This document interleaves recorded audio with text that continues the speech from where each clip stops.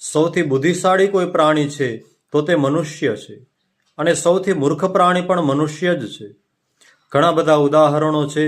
આપણે એક ઉદાહરણ જોઈએ.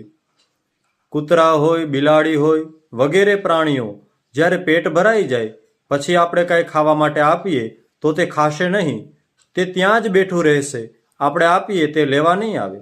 એને ખબર છે કે મારું પેટ ભરાઈ ગયું છે, હવે ખવાય નહીં.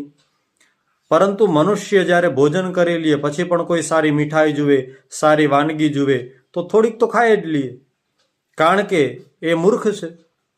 બુદ્ધિ તો છે જ પરંતુ સમજણ નથી.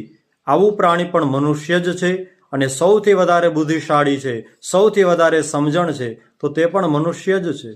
કેટલી ટેકનોલોજી કરી, કેટલો વિકાસ કર્યો, આકાશમાં ઉડાન ભરી શકે છે. કોના દ્વારા? પોતાની બુદ્ધિના સામર્થ્ય દ્વારા. આ પણ મનુષ્ય જ છે.